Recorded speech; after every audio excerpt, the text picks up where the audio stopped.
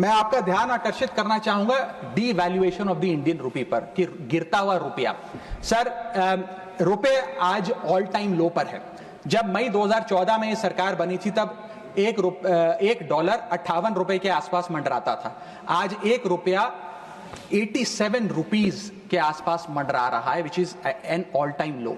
Sir रुपया कोई कागज की एक टुकड़ा, कोई पीस ऑफ पेपर नहीं है। रुपया कोई करेंसी भी नहीं है। रुपया हमारी देश की प्रतिष्ठा है। करेंसी गिरती है तो देश की प्रतिष्ठा गिरती है। तमाम देश एक दूसरे देश को कितना सम्मान देना है ये इस बात से भी तय करते हैं कि उसकी करेंसी की कितनी वैल्यू है। और अगर हमारी इंटरनेशनल पहचान कमजोर होती है तो हमारी अर्थव्यवस्था भी कमजोर होगी। सर इसके साथ साथ जैसे जैसे रुपया गिरता है हमारे देश में इन्फ्लेशन वैसे वैसे बढ़ती है। इसलिए क्योंकि हम बहुत सारी वस्तुएं इंपोर्ट करते हैं, तो इंपोर्टेड इन्फ्लेशन भी हमारे देश के टोटल इन्फ्लेशन का एक बहुत बड़ा हिस्सा है। मैं आपको उदाहरण के तौर पे बताना चाहूंगा सर कि मान लीजिए एक शर्ट हम अमेरिका से खरीदते थे 74 रुपए की पिछले साल, क्योंकि एक डॉलर 74 रुपए का था। आज वही शर्ट खरीदने के लिए हमें 86-87 रुपए देने पड़ेंगे। यानी कि भारत के लिए वो कॉस्ट पड़ेगी, भारत के बायर के लिए कॉस्ट पड़ेगी, और इन टर्न वो ज्यादा कॉस्ट आम आदमी को पास ऑन करी जाएगी। सर 5 प्रकार की इन्फ्लेशन बढ़ रही है क्योंकि डॉलर बढ़ रहा है और रुपया गिरता जा रहा है, रुपये न्यूनतम स्तर पे आके खड़ा हुआ है। पहला है food inflation. Sir Bharat edible oils और पल्सेस बड़ी मात्रा में इंपोर्ट करता है। भारत की खपत का 56% एडिबल ऑयल हम इंपोर्ट करते हैं और भारत की पल्सेस की कंजम्पशन का 15% क्वांटिटी हम इंपोर्ट करते हैं। जब इतनी बड़ी क्वांटिटी में हम ये चीजें इंपोर्ट करते हैं तो अगर रुपया गिरेगा, डॉलर कमजोर होगा तो हमारा फूड इन्फ्लेशन बढ़ेगा।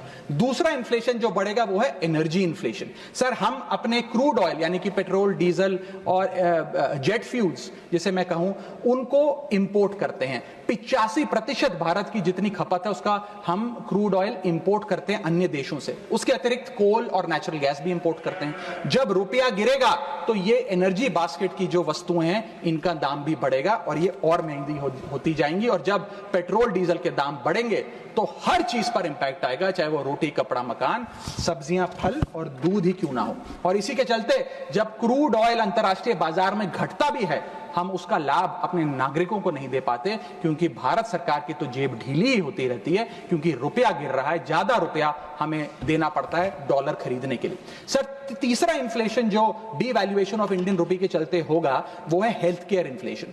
बल्क ड्रग्स, मेडिकल इक्विपमेंट्स और हेल्थ केयर कंज्यूमेबल्स बड़ी तादाद में अन्य देशों से भारत खरीदता है, जिसके सारे कॉन्ट्रैक्ट्स डॉलर में सेटल किए जाते हैं। इसके चलते रुपए गिरने की वजह से हेल्थ केयर के आइटम्स भी महंगे होते जाएंगे। चौथा इन्फ्लेशन है सर एजुकेशन इन्फ्लेशन।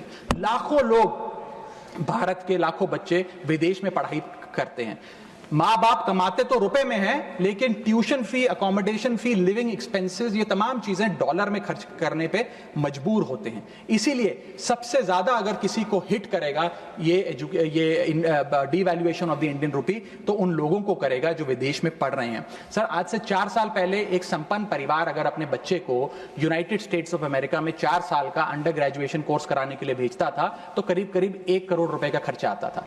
आज क्योंकि डॉलर इतना मजबूत और रुपया इतना कमजोर हो गया है, ये अमाउंट बढ़ के 2 से 2.5 करोड़ रुपए हो गया है। सर इसी के साथ साथ मैं बताना चाहूंगा कि 5वीं बड़ी इन्फ्लेशन जो इस देश में होने जा रही है गिरते हुए रुपए के चलते, वो है electronics inflation. Sir major electronic और इलेक्ट्रॉनिक कंपोनेंट्स भारत इंपोर्ट करता है। सर समाप्त कर रहा हूं, भारत इंपोर्ट करता है। इन सारे इलेक्ट्रॉनिक आइटम्स की सेटलमेंट यूएसडी में होती है। जब रुपया गिरता है ये सारे पदार्थ भारत में महंगे मिलेंगे, यानी कि महंगा लैपटॉप, महंगा फोन, महंगा टैबलेट, महंगा आईपैड। और इलेक्ट्रॉनिक मैन्युफैक्चरिंग यूनिट जो इलेक्ट्रॉनिक कंपोनेंट्स इंपोर्ट करते हैं इनपुट के लिए, वो भी महंगा होता जाएगा। सर अंत में मैं बस एसबीआई की एक रिपोर्ट कोट करना चाहूंगा जो बताती है कि अगर रुपया 5% गिरता है तो भारत में इन्फ्लेशन 0.5% बढ़ती है। Direct correlation between decline of the Indian rupee and increase in the inflation. अंत में बस इतना कहूंगा सर, कई बार राजनीतिक बयान आते हैं जब रुपया गिरता है। एक मंत्री हैं, एक मंत्री, बस समाप्त सर 30 सेकंड्स, एक मंत्री रहे वाजपेयी सरकार में भी, इस सरकार में भी रहे, अब तो नहीं है खैर, लोकसभा में एमपी हैं। उन्होंने एक बयान दिया था जब रुपया गिरा था। उन्होंने कहा था the worth of the Indian rupee against the dollar was equivalent to Rahul Gandhi's age when UPA came to power. Today, it is equal to Sonia Gandhi's age and very soon it will touch Manmohan Singh's age.